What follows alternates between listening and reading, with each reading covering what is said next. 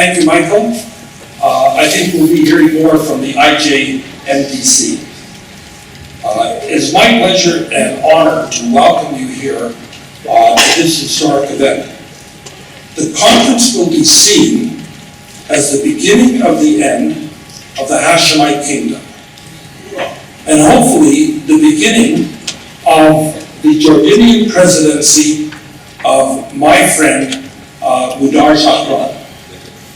I met Mudar shortly after making Aliyah some 8 years ago, and worked with him during those years to pursue and perfect his plans. He wanted to become president of Jordan because he wanted to serve his people, the Palestinians. Since we started marketing the conference 3 months ago, Khaled Al-Tomi, a well-known right-wing Arab Zionist journalist, together with some prominent Zionist activists and journalists, waged a slanderous campaign against Mudar. And I don't know, some who follow social media, it was disgusting what was going on there. And so it's left some scars, and we're here today to show that we're onward and upward. On a few occasions, they said he was ambitious and saw this as a fault. This allegation reminded me of Mark Antony's speech in Shakespeare's Julius Caesar, which I'm sure you're all familiar with. Mark Antony, when addressing the crowd at Caesar's burial, with the consent of the murderers, had to tread carefully. I substitute Khaled here for Brutus. Yet Khaled says he was ambitious, and Khaled is an honorable man. How can you achieve anything without ambition, I said. Without ambition, you can't reach great heights. So such a ridiculous comment. But Mark Antony continued, ambition should be made of sterner stuff. Throughout the last 10 years, Mudar exhibited such sterner stuff. He stood up to the king, Abdullah, on many occasions, and he had to flee from Jordan for his pains. He applied for and received asylum in Britain, plus a safe house to keep him safe. Just recently, he discovered that safe house had been made public, and he had to rush off to the police to have a new safe house. This is a very treacherous business that he has been applying himself on. Mudar was tried and convicted in absentia by King Abdullah and sentenced to life imprisonment for slandering the king. During his exile, Mudar earned a PhD in London and is now working on his second PhD. And by the way, I might mention that one of his masters was earned in the United States. And he's very cosmopolitan. He's lived in the States. He's obviously lived in England. He's lived in Jordan. And when he was in Jordan, he worked for the American Embassy and got to know the entire intelligence community by virtue of him working for Condoleezza Rice and others. And he was an Arabic interpreter and a very versatile guy. King Abdullah, on a number of occasions, offered him substantial bribes. And every time, Mudar turned them down. And presumably, he liked living on welfare better and keeping his integrity. So he turned down serious money, like $500,000, $1 million, to give up the fight. A couple of weeks ago, after the launch of our marketing campaign, the King Abdullah declared war on us. He published a rant in the Jerusalem press attacking the conference and those involved. And the entire, the Jordanian press, and the entire Arabic press carried this article, and everybody was talking about it. So this translation isn't the greatest, but I want you to hear how frightened the king was of this infant operation, some might think. Obviously, we're a lot bigger than some people think we are, but here's what the king wrote, as translated. There are Jordanians participating in the conference, and the state must take all deterring measures, and the Jordanians' state of mind must be firm in reacting to these pro-coup stances, and to punish those taking part, and also recall the Jordanian ambassador and take all legal and diplomatic measures to stand in the face of these major changes to come, which target the national security, and put together a full program on purpose aimed at creating a perfect picture for the reader and the mind of the Jordanian state, as well as the consciousness of the Jordanian citizen, who, by the way, shall never tolerate anyone touching our national security and is willing to give away his blood and soul for that. That was, I took it out, it's hard to understand it, I could, maybe you can, I couldn't, but you can see the threat, you can see the punishment that was there. Yet, it is only right that the king abdicate. After all, 75% of the Jordanians living in Jordan are Palestinians, and the rest are Bedouin. Also, there's a component that at one time was represented as being 1.6 million of Syrian refugees. They are all leaking back into the safe zones in Syria, and so they're down to 500,000, and ultimately they'll be all gone. Returning to Mark Antony, was this ambition? Yet Khaled says he was ambitious, and sure, he is an honorable man. At least that's what most people thought of Khaled. But here I am to speak what I do know. You all did love him once, not without cause. What cause withholds you then to praise him now? Enough with Shakespeare, I couldn't resist. Luckily, I'm not here to bury Muhdar, but to praise him. I remember when Muhdar was organizing the Jordanian Opposition Coalition 3 or 4 years ago. He drafted the platform upon which he would stand and submitted it to me for my comments.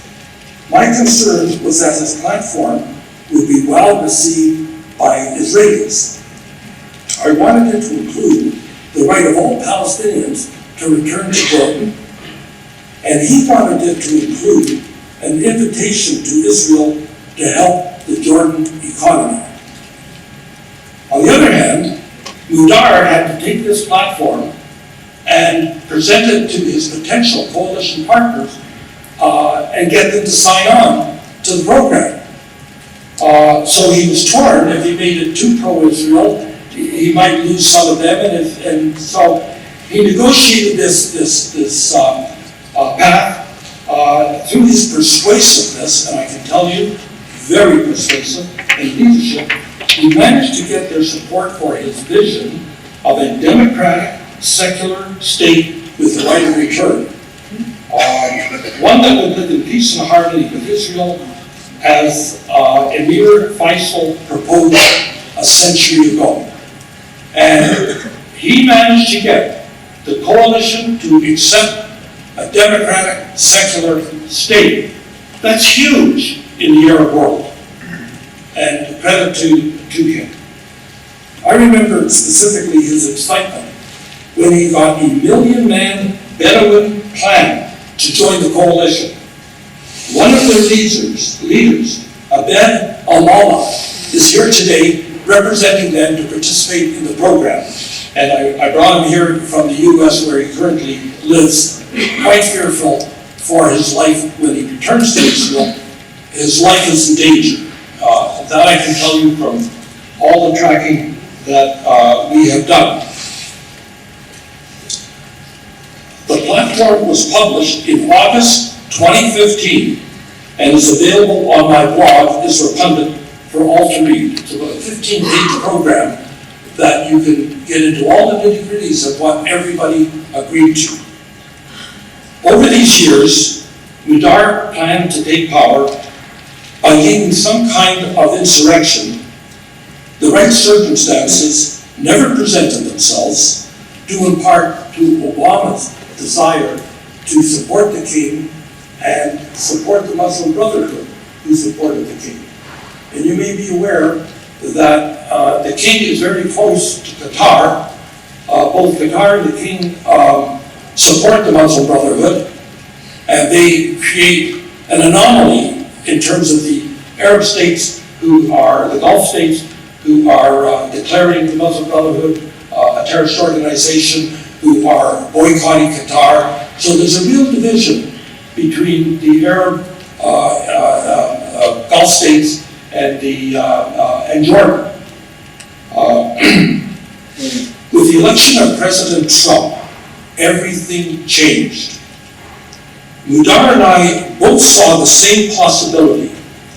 If only we got Trump to endorse what we dubbed the ultimate alternate solution, then the rest would be easy. We reasoned that installing the Jerusalem Occupation Coalition headed by Mudar in power would ultimately lead to the eradication of the Palestinian Authority and UNRWA, which is the bonus. We thought the logic of our solution was so compelling that President Trump wouldn't be able to resist it. After all, he said he wanted to achieve the ultimate deal, and that's where the word ultimate comes from his own reasoning. Out of that realization, this conference was born. And I might mention, there's many, many more people who have registered who are not here yet today, so the audience should grow. The morning is dedicated to providing you with the facts, including an expose of the real King Abdullah and what he's all about. He is often portrayed as a friend, but in reality, he is the enemy of both the Palestinians and Israel. And we see lately so many things, and one of our preachers, Rachel Abraham, is going to nail him to the wall in your presence. I was happy to tell you that Danny Alon was going to be the keynote speaker. 2 days ago, he said he would grace our conference, and last night he wrote that he said he couldn't make it. But, not to be disappointed, we have something special. We have the bad boy of the Knesset, Oren Khazan, who is here, and he is going to talk. But to make that more interesting, he is going to be joined in his talk with Abed Amala, and there's going to be fireworks. And so I'm going to say go to it, how your heart's desire, so that should be fun. He will be followed by 3 panels in the afternoon. The first deals with the historical background, bringing us up to date. The second deals with what Israel can do to capitalize on the Jerusalem Opposition Coalition coming into power, what our role is. And the third panel is about what kind of government Mudar and his coalition are proposing. Thank you for coming and taking an interest. Now, the panel, first panel, is not all here. I'm told that MK Yehuda Glick will be here shortly. We're going to start anyways. And luckily, we have 2 illustrious people. First, Aryeh Eldad. He has been married to this cause as long as I've been in Israel. And he's had conferences of his own, and I think he worked with Rabbi Danny Alon, deceased now. So Aryeh Eldad is a wonderful first speaker based on everything he has done before and that he knows. Aryeh?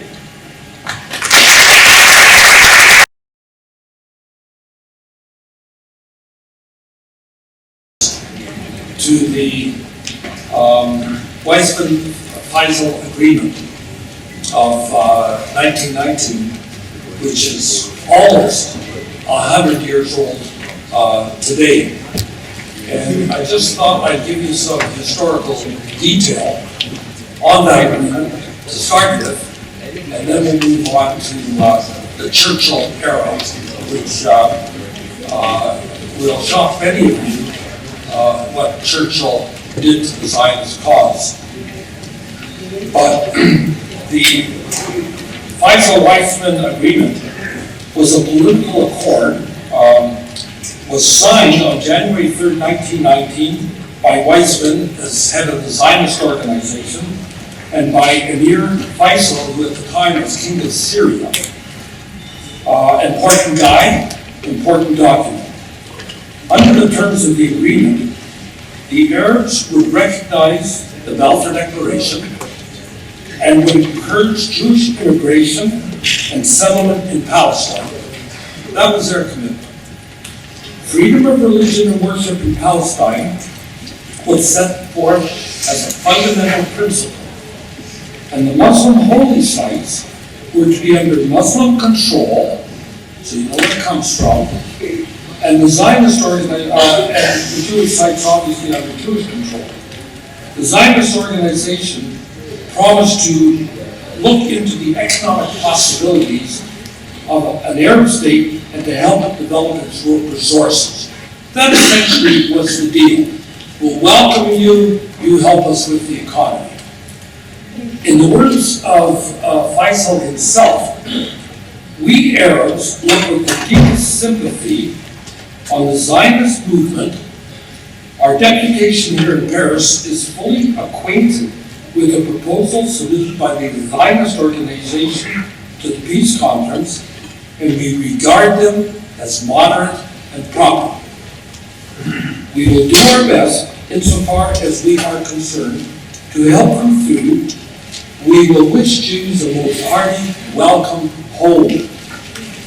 I look forward, and my people with me look forward, to a future in which we will help you and you will help us, so that the countries in which we are mutually invested may once again take their places in the community of the civilized peoples of the world. Now that's really a hearty welcome. And that's a welcome that Rudar is hoping to usher in today. One should keep in mind from that document that I read that the Balfour Declaration that he was referring to considered Palestine to include Jordan. And he is saying we'll accept the original Palestinian, or the mandate, which covers both what's Jordan now and Israel. So that's the first thing to point out. The Weizmann accepted the requirement that Muslims would control their holy places. The holy places were never defined. Obviously, the Al-Aqsa Mosque is a holy place, but that doesn't mean the Temple Mount is a holy place to the Muslims. It isn't. They can look upon the mosque and a perimeter around it as their province, but there's no basis in that initial agreement to deny Jews the Temple Mount in general as their own holy place. That's a huge problem, and that's a distinction we should keep in mind. There's no reason why they can't be limited. And even one of the earlier speakers talked about how every time they want to have some kind of riot, it's all we have to defend the Al-Aqsa Mosque. It's never we have to defend the Temple Mount. The difference. And that difference is important. That particular agreement, by the way, was not accepted by other Arabs, nor was it accepted by the British administration. 3 years later, after that agreement died a death, never really came to life, Jews were denied settlement rights in Transjordan thanks to Winston Churchill. Churchill was appointed Secretary of State for the Colonies in 1921. 1921. And he was only there for a little over a year until his government fell. So he had a very short reign. But in that period of time, he brought out a white paper on June 3rd, 1922. So what did that white paper say? It redefined, and this is a horror, it redefined Jewish national home to be only a cultural or spiritual center rather than a state. That's how draconian that white paper was. And that created, over the years, a huge debate on, did the Balfour Declaration mean a real state, or is a national home something different than a state, and whatever. He certainly fueled the fire in that white paper. That's number one. He also called for a limitation of Jewish immigration, and this is very well known, to, quote, the economic capacity of the country to absorb new arrivals, end of quote. Now, that condition, if you will, enabled the Brits to forever reduce immigration by simply saying that it is the economic capacity isn't there to handle more. So Churchill was responsible for enabling Britain to have a foothold on how to deny our settlement rights. That's Churchill. But Churchill went further. As was indicated, the British government, because Lawrence Arabia wanted to find a kingdom for Emir Abdullah at the time, and they decided that Transjordan would be the kingdom. Now, the Transjordan was already part of the British homeland. So, what happened was, on a ruse and trickery, Churchill, the Balfour Declaration, or the mandate, Palestine mandate, hadn't been signed yet. And Churchill inserted a clause in the mandate which itself expressed the fact that it was temporary, and it was expected it would only be there for 6 months by other things that he had said. That clause is the famous Clause 25, and Clause 25 that he inserted into the mandate suspended the right of Jews to settle in Transjordan. So no Zionist settlement project, anything to do with the purpose of the Balfour Declaration, applied to Transjordan. And he sugarcoated that, saying it's only 6 months. But at the same time, he was promising Abdullah it was permanent. Okay? Now, obviously, there was a lot of hue and cry for that initiative, also from Churchill. And but the white paper had one saving grace.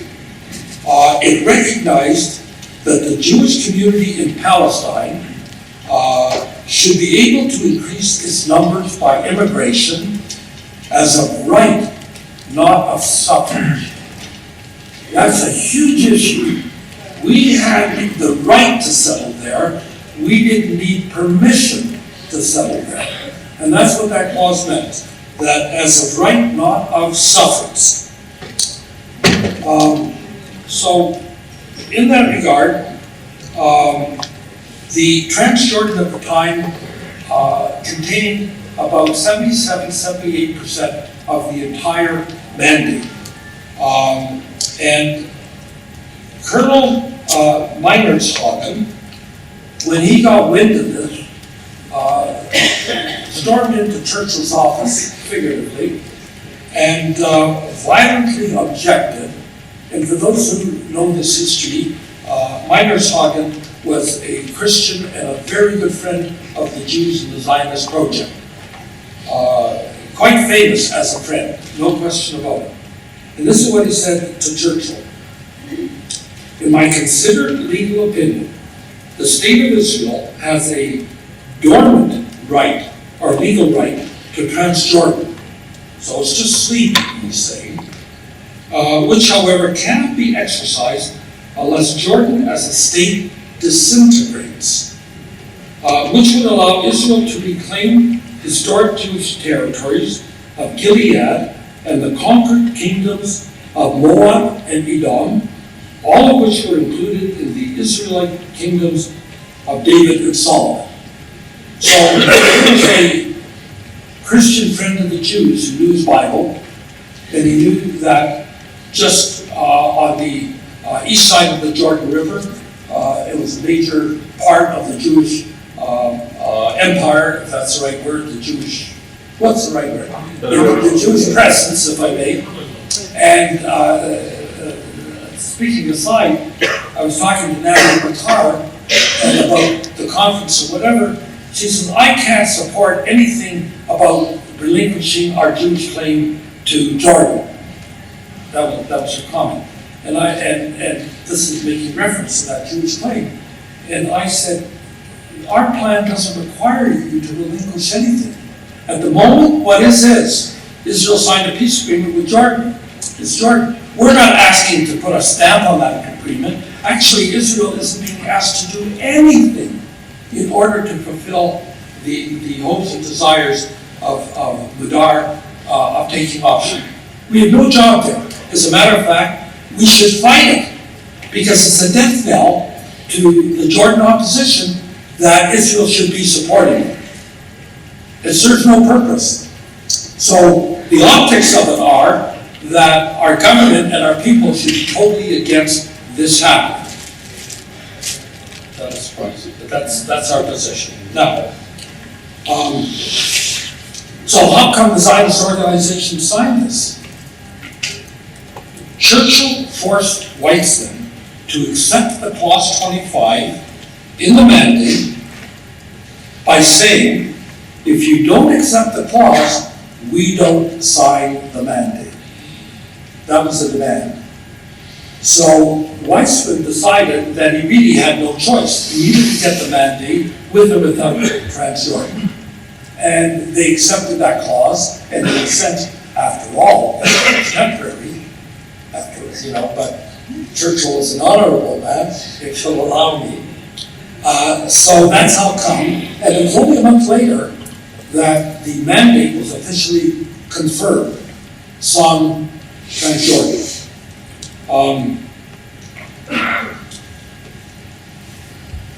It's very interesting to note that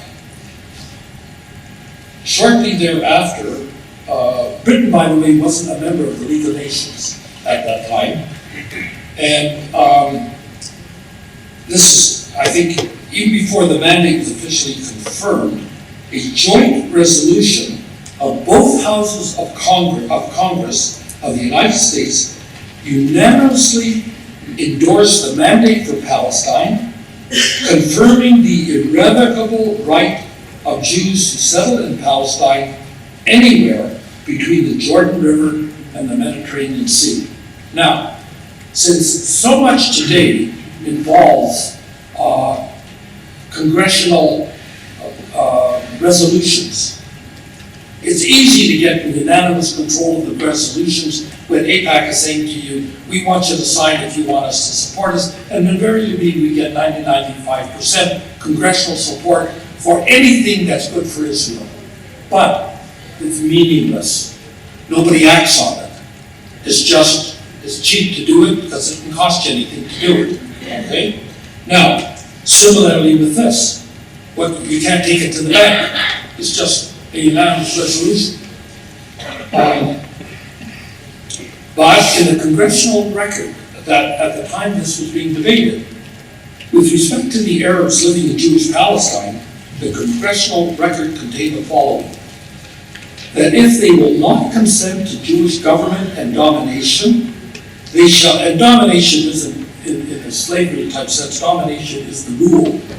I think that's what's referred to by the word domination. They shall be required to sell their lands at a just valuation and retire to the Arab territory, which was assigned to them by the League of Nations in the general reconstruction of countries to the east. Transjordan is to the east. So, as far as Congress was concerned, at least one individual put into the record, that he thought that they should have to be required to sell their land at fair prices and emigrate to the east. But he went further. He went further. That if they will not consent to Jewish government and domination under conditions of right and justice, nobody's saying forced removal and whatever, or to sell their lands at just valuation and retire to their own country, they shall be driven from Palestine by force. This is American congressional discussion, and that's in the record, and that doesn't mean this the unanimous position of Congress. But I just wanted you to know that a sentiment exists in Congress, not a sole sentiment, that sometimes force is necessary. And that's not such a strange thing. In all kinds of major peace agreements, population transfer is a very necessary part. When you look at the Second World War, the amount of population transfers were enormous. It facilitates a settlement of the agreement. If you look at the division of India and Pakistan, similarly, there were millions that were moved to facilitate the new borders because they appreciated, as Martin Sherman pointed out, that if you want to have a stable state, you have to have stable people inside, sharing the same values and aspirations. And if you don't, it's eternal damnation. So, although the left, how can you do that? It's a necessary thing to achieve stability and peace. Now, but it goes further. In order to enable, to protect the American interests in Palestine, because as I said, they worked in the League of Nations and they didn't have any influence there, the U.S. entered into the 1924 Anglo-American Convention, in which the U.S. bound itself to the terms of the mandate. Now, a congressional resolution is one thing, but a treaty obligation, that's a whole different thing. Because obviously you can be signed, you can be sued by the other country if you're violating the treaty. The treaty is a real contract, and you can be sued. But more than that, if you're a beneficiary of a treaty, you can sue the government that's violating it. Now, as a matter of fact, in Canada, once again, people prepared a whole application to the U.S. Supreme Court in order to challenge the U.S. because they were violating the treaty obligation to uphold the mandate. Now, that particular movement didn't get off the ground, and I'm not up to date on why not, but it was significant enough that papers were drawn up to make the case that America was violating the terms of the mandate. You can think about that for a bit.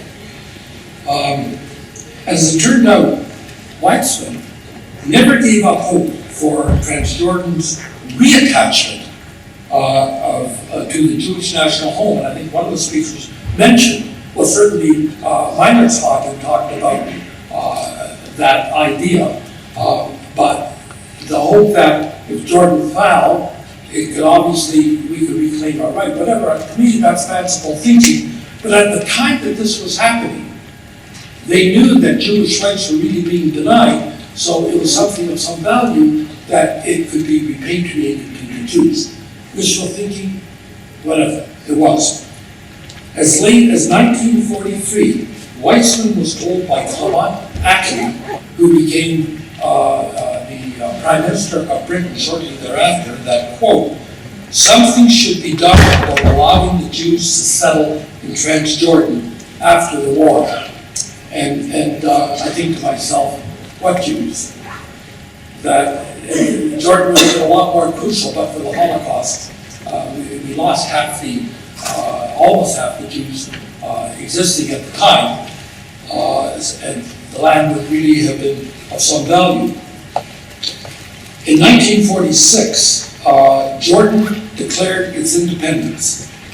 Now, I'm going to jump over a little bit of Jordan history because my friend Michael here is going to talk about the citizenship law in Jordan that was passed. But I just want to bring you up to the date in Jordan aside.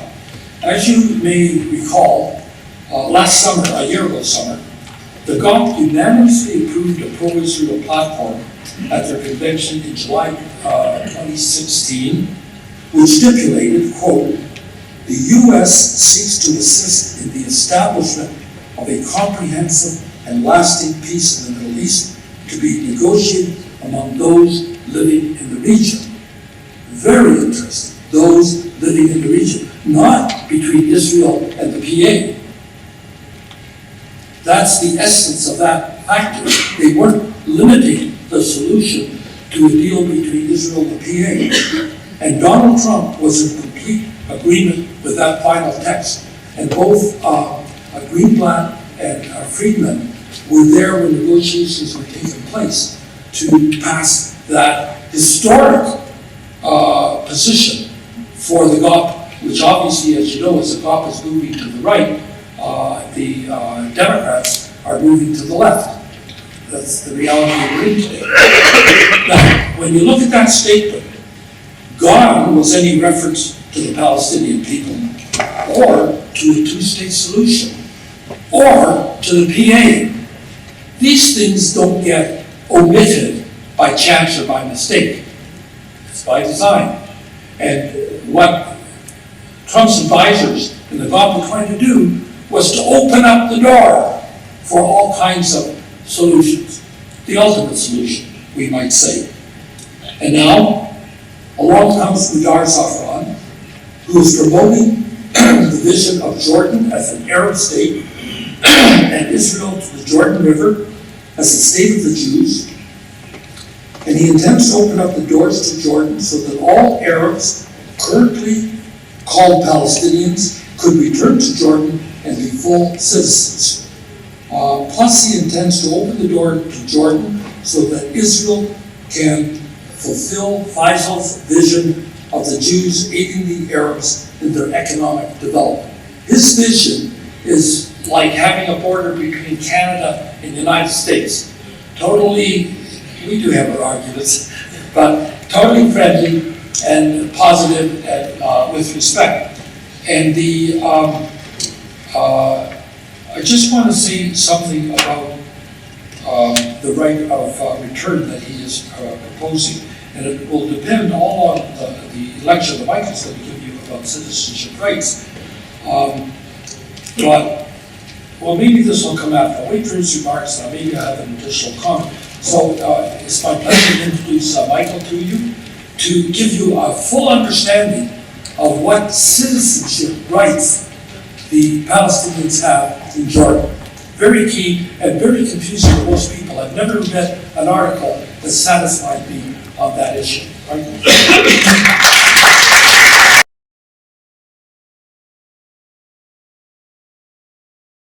This law in Canada for 20 years, then built up an international business before making Aliyah in 2009, and he kept making Aliyah for the last 15 years by being the editor-publisher of Israel Pundit, a popular nationalist political party. Ted Bellman. Wait, just one more second, Ted. You know what, I'll do this way. I will introduce Jeremy when it's his turn. Ted Bellman, take it away. Quick question? Quick question? No. I too was interviewed, and I don't know how many people saw my interview. How many here? I was interviewed on Israel television in English. Just 5 minutes. And the way it worked out, I managed to say everything I wanted to say in a nutshell. But sometimes when you're in interviews, if you go on too long in one part, you don't have time to do another part. This worked out fine. Now, what was interesting about the video, why I'm mentioning it, Nidar then got his people to translate and dubbed it in Arabic. And he started circulating it in Jordan. And he just told me yesterday, 100,000 people have seen this message. What we're doing, we are calling for a coup, nothing less. This is huge noise and news in the Arab world. And Nidar, he monitors the Arab world, and he sees how many newspaper articles, how many Facebook, how many whatever that it's covered like it's the biggest story as you can imagine. The problem is, all the King's loyalists are commenting and trashing, but nobody who's yelling hooray is allowed to speak, because that's a death knell. So there's no opposite voice. So as Badar says, the fact that the total number of comments are so few tells us a lot. So I just want to share that that's the kind of fascination there is now. Basically, this plan, the Jordan Opposition Coalition, and the work that Badar and I are doing, is to, as I said before, to interest Trump in the solution. And I said this in the interview. So the Arabs are seeing, and one of the questions they asked me, why are you going to come to power? And I said that Mubarak was removed from power. It didn't require Congress to vote. It didn't require the Israeli public to agree. It is a pure executive action. That is the heart of what we are planning for and acting for, is an executive action to, and it's all been planned out, as a matter of fact. Badar and his various people have already written a 15-page document saying how it should go, how it'll happen, and whatever. And so the word that I use, they're not going to get, America isn't going to strong-arm anybody, but in their fashion, we hope that they will enable it. And they will give the king his walking papers, you have a choice, you can bow out gracefully or not. And Badar, hopefully, will be installed. So this is not just an academic discussion. As I said to some other people, everybody's got a plan. Everybody's got a plan. And I said that for instance, England, I said, you're not even in office. It's going to take 2 years before, and it's questionable when you get in office. What are you going to do with your plan? We have action. We really believe that if we can move on this and convince the Trump administration to enable it, we're talking about before the end of next year that this will happen. This is real. And so I'm telling you, this is more than a discussion. And everyone is looking for the aftermath of the conference. And as a matter of fact, we put this idea on the map before the conference. It's so talked about in the Arab world. So I just wanted to mention that. Now, if Badar gets into power, then obviously they're going to have the law returned, and they're not going to actively go into the West Bank and say, come over to us. They're just passing normal laws where a person can go back to the country for which he has a citizenship. So the question comes up, what's Israel going to do once this is a scenario? So I worked together with another person, and I'm really proud of the work he's done. And he really knows what economic feasibilities studies are. And most of what I'm going to tell you, comes from him. And we spent many hours working this up. Now, one of the words that I use, we want to incentivize immigration. And Martin Sherman also has the notion of incentivizing immigration, and he wants to, in his words, offer $300,000 a family to emigrate where they want. And all kinds of countries would take them in, because far better than taking in a pauper or somebody who's a refugee and has no money. If people are coming in with 300,000, that is really to the ear of many countries who need that capital coming in. Now, the reason he is on board is because he recognizes we're only a part of his grander plan. That if we can start a process of people being compensated to go to Jordan, as far as he's concerned, it doesn't matter what country. Okay? Now, how do we do that? How do we incentivize it? So, let me give you some numbers and some ideas that I think will fascinate you as they fascinated me. I think Mike Weiss is here. That's one of the principals of the Israel, with Ettinger, they developed new numbers that Martin endorsed how many Palestinians and fertility rate, stuff like that. Well, Mike is here to observe. There are, according to this, these three demographic people, 1,530,000 Arabs in Judea and Samaria, including right to the Jordan River. 1,530,000, that's all. That's an insignificant number compared to the number of refugees now in Syria. Now, there's roughly 400,000 in Jerusalem, which is a different kettle of fish because they've been given some rights and some have exercised, and many people who want to exercise and become citizens. Israel is now getting smart, and they're stonewalling and they're making it difficult for people to actually get citizenship, but they have all kinds of benefits. So it's a different category because of the benefits. So the total is 1,930,000 if you include the Arabs from Jerusalem. Now, the numbers show that there are 4.67 people per family, 4.67 Arabs per family on average. And the number of families then in Judea and Samaria are 330,000 families based on that number, okay? And there are 85,000 families in Jerusalem, totaling 415,000 families. Now, of these people, 800,000, which is roughly half, are refugees. In the sense, for whatever reason, they are indeed refugees, living in refugee camps, not part of normal Arab society in Judea and Samaria.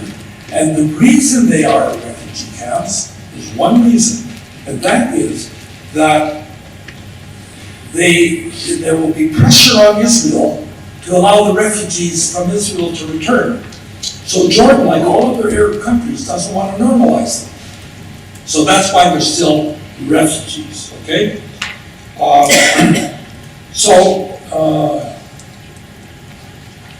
And these figures, okay.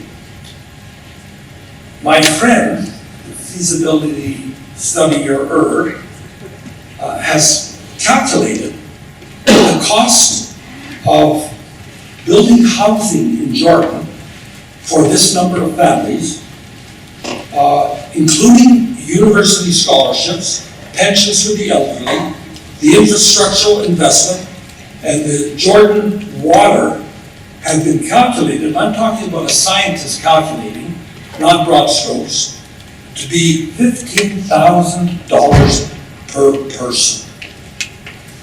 person to build housing for 415,000 families.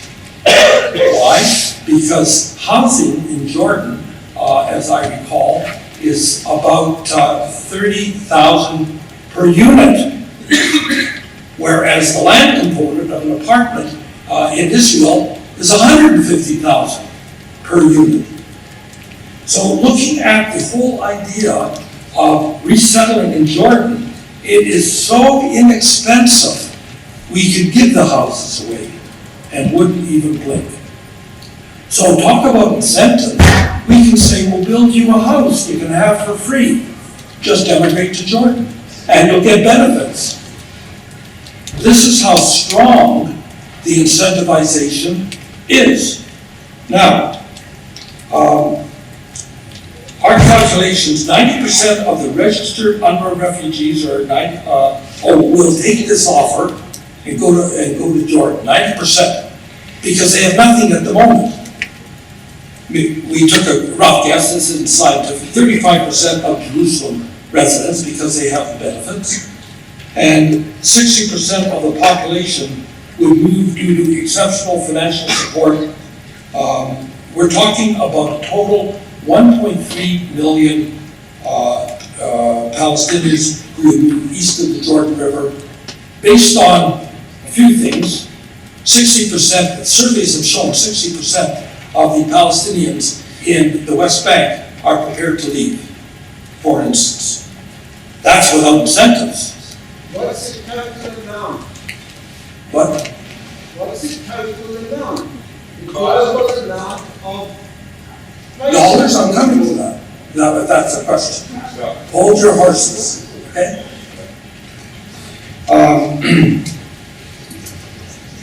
Now, these figures do not include, you know, in economics, when you go to economics, you always learn, well, if you spend X dollars, there's a multiplying effect. And the X dollars that we spend is going to be multiplied maybe 2-3 times over, and it expands the benefit of the initial dollars that are spent. We haven't even calculated what's called the multiplier effect. Now, the demographic composition of Jordan will remain virtually unchanged from the current 75% of the Jordanian population is Palestinian. Mudar likes to argue it's 80%, you know, so I say 75%. If you add another 1.3 million, I think that was the number, of Palestinians from the West Bank to Jordan, it will increase the Palestinian percentage by only 4% to 79%. So changing from 75 to 79 hardly matters in terms of their national demographics. And the increase in the population per year over a 7-year plan would be just 2.4%. But it isn't 2.4% that's coming there and says, give me welfare, I need to be taken care of, and give me health care, give me. What we want to do is build a city for 1 million people. So we create the employment for all these people. And the vast majority of people would rather work than do nothing. So our plan is to build city or city suburbs. And that construction will provide jobs and benefits and so on. That's part of the plan that we are envisaging. Now, sometimes you have to say, I think the number here, for some reason it's not here, I think I don't see, the total number, that's what he gave me, of, implies a direct foreign investment into Jordan economy of 19.5 billion, let's say $20 billion. That's the total investment for the total plan of moving out 1.3, giving them homes, giving them welfare, giving them everything you can imagine. It's only $20 billion. Now compare that with Sherman's plan, and he calculates the families, 300,000. We're talking, according to his plan, more like $200 billion compared to this $20 billion, because we're moving them to Jordan, a low-cost area, and the jobs are going to be what's employing all these people. Okay, now, what does that mean to our economy? Still a lot of money in our economy. So this is what that means. First of all, if you go to the two-state solution, according to the numbers here, you've got to evacuate 100,000 Jews outside the settlement blocks. I think it's more like 150,000. The reason I say 150,000 is whenever anybody says you can keep the settlement blocks, they never identify what blocks they're talking about. And there's a debate. There's a debate, and they never say what blocks. So even if all the blocks, and there's no consensus that we keep all the blocks, so it could be as high as 150,000. That's how I see it. Now, as you will recall, when 10,000 Jews were evacuated from Gush Katif, the cost was 10 billion shekels. Now, I had a debate yesterday, I thought it was $10 billion, and I haven't had a chance to do. Who knows, is it $10 billion or shekels? Anybody recall? Okay. Shekels, you think? If it's shekels, to move that many Jews out of Judea and Samaria because the Palestinians don't want them, and from my point of view, we would never leave them there, that would be criminal, and that's what Netanyahu puts, we can let them stay there. No, it ain't gonna happen. It's $55 billion that we would have to spend at the shekels to remove them, compared to the $20 billion to send the 1.3 million to Jordan. The numbers are mind-boggling. Okay. There is just another issue I want, if you went to the two-state solution, nobody mentioned that today. What does Israel say about the return of refugees? No way, no how are any refugees coming into Israel. Basically the Israeli line. And I say, does that mean you want 1 million or 2 million refugees to come into the West Bank and add to the 800,000 that are there already? They can have a 1 million man march on the fence and tear it down and invade Israel, and then they're all living inside Israel. And let me tell you, if it ever came to discussion among Israelis and the government, they will agree. They don't want the return of them to Palestine, never mind Israel, because it would create such a problem for Israel, and they wouldn't get citizenship in that Palestine. They would be refugees forced to move back into Israel. That issue has not yet been debated in Israel about they shouldn't be allowed in at all. Now, we have trouble. I didn't know I was going on so long, but it's so interesting. We have trouble. As much time as you. We have trouble when we talk about, oh, it's going to be a demilitarized state. Yeah, really? How are you going to enforce that? And we have an agreement. Oh, you can't bring in refugees. Really? How are we going to enforce that? Like, it's a non-starter. You have to understand that. All of which argues for this plan of compensated immigration. Now, I had an Arab speaker, I don't think he showed up, but he wanted to, who came from Hebron area, and he was going to talk about whether Arabs would move to Jordan and what it would take them to get to move to Jordan. And I just posted an article a few days ago by Bassem Aid, is it pronounced? Yeah. Wonderful writer, and he was saying what the Palestinians really want. Like, what was it? He said, you know, what girls really want a girl. But anyway, he was saying what they really want. And they want what normal people want. They certainly don't want the PA government. They want a home, they want health care, they want jobs. Normal stuff. And they're not getting it where they are, especially the refugees under the PA. And they are more amenable to moving to Jordan than you might think. And I've had conversations with these people, and they agree to that. They say it's big. Now, another issue, and I just mentioned to my economic advisor, I'm happy to give away the 400,000 homes for nothing, because it's so small in the scale of things. But, and here's a political problem, how can you give free homes to 400,000 families coming to Jordan when everybody else doesn't get them? That's explosive. We don't have an answer for that, and we have to work on that issue. But it would be so divisive to society when all of a sudden these privileged few are getting homes paid for, no mortgage we're talking, paid for, while everybody else is struggling. So that's an issue we don't have an answer for yet, but the issue should, you know, it's not the worst issue, you know. I'm on a roll. Okay, now,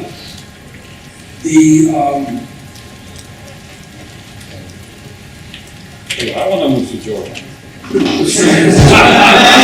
Sounds so good. oh yeah, what is it called? Israel has a GDP of, I think, $319 billion, gross domestic product, $319 billion. So this represents, this expenditure of $20 billion represents 6.1% of the Israeli GDP. That's all.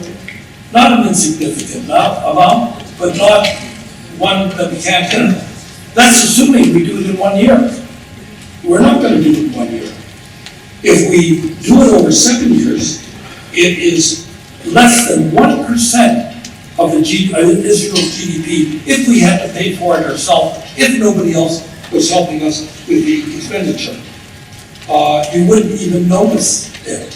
But more important than that is that Moshe Feiglin analyzed that since Oslo, our internal defense has cost us over 1 trillion shekels.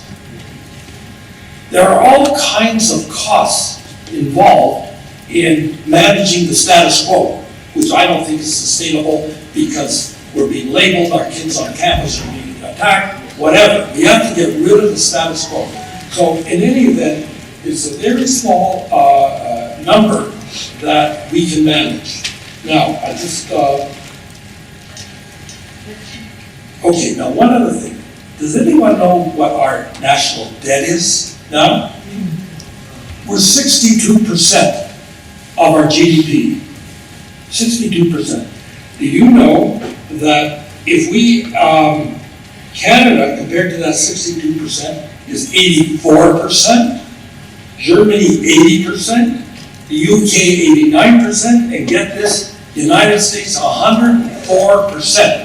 Their $20 trillion debt, thanks to Obama, is 104% of the US gross national product. And Singapore is 111%, beating out the US.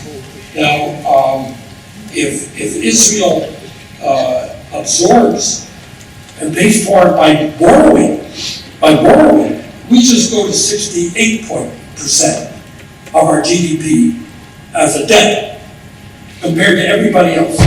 So don't let anybody tell you we can't afford it. And I got one other issue. I'm playing on your time, but you know, this is my stuff, and I never thought I was going to talk about this. Good stuff. But we also have a plan for Egypt. And I remember when the 300,000 people were homeless in the last war, and I said, don't rehabilitate. Get them to emigrate. It's cheaper. And I was against rehabilitation. And so then my financial expert did a study, and he found out that homes in Egypt are half the price of the homes in Jordan. Half the price. So, and Egypt is 95 million population. So if you take 1.5 million Gazans and move them into Egypt, it's nothing. It's nothing. And you can give them free homes.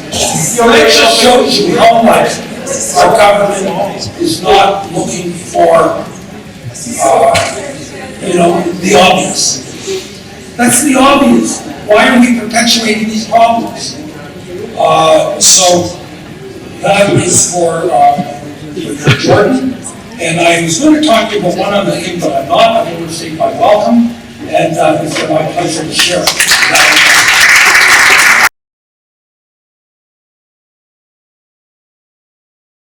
That was great stuff, and it's an ode to the depth of thought that you and the rest of the folks have put into this, and that's what this conference is about. Just one point that Ted made that may have slipped past you. He said that if Palestine, the one we know today, would take in refugees, they would continue to be refugees, and that they would pine away for citizenship in Israel. Well, what did he mean by that? So when you travel from Gush Etzion to Hebron, on the left side there is a refugee camp called El Arud. But that refugee camp is under the Palestinian Authority. It's in Palestine. Why is there a refugee camp under Palestine? Is that weird? I thought that they got Palestine so that they wouldn't have to be refugees anymore. Great news, Palestine's here, right? No. They continue to remain refugees. Maybe it's in somebody's interest to continue to get paid as refugees, educate those people who are treated as refugees to be the next jihadists, or use it as a tool to blacken Israel's eye. But the fact is that the point that Ted was making is that influx of refugees to Palestine may very well continue. That name, refugees, they may very well get that status, be put into a refugee status, which by the way is a subjugated status, and continue to be the next warriors against Israel. Speaking of warriors against Israel, I'm going to introduce a warrior for Israel. Hold on. I remembered one point I wanted to It's your conference, you're the chairman. I mean, in other conferences I would shut you down, but It's up to you, go ahead.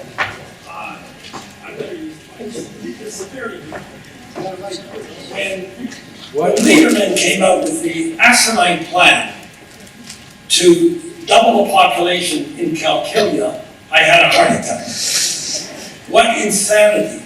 We should be moving the residents of Calcilla out of the area, not adding to them, in utter insanity. Now, Martin Sherman points out, and Jeremy will have to come to defense of this, how can you have sovereignty over Area C when you have all these cheese holes all the way through it? How do you do the border? What do you do with all that? So from my point of view, you don't say anybody anywhere in Jordan or in Palestine, we're going to send them. We have to focus. We have to empty out Calcilla, empty out Tulkarm, empty out any of the refugee camps that are in our heartland, right in the middle, right adjacent to Highway 6. And we have to clean out all those Area B lands, and then leave Area C for the And just to show you how magnanimous I am, I'm quite prepared to have the Palestinians in Hebron have an emirate, as proposed by Mati Kadar. They are wanting to be removed from the PA. They're ready for self-government. They want to live in peace. They can stay and be an emirate. Plus, all the cities that are on the ridge, of Ramallah, of Shiloh, of Jenin. You know how far Ramallah is from Amman? It's 40 miles. We can make a highway, they can stay there, and they can travel highway to Amman. There are rational halfway houses. I just want to say that.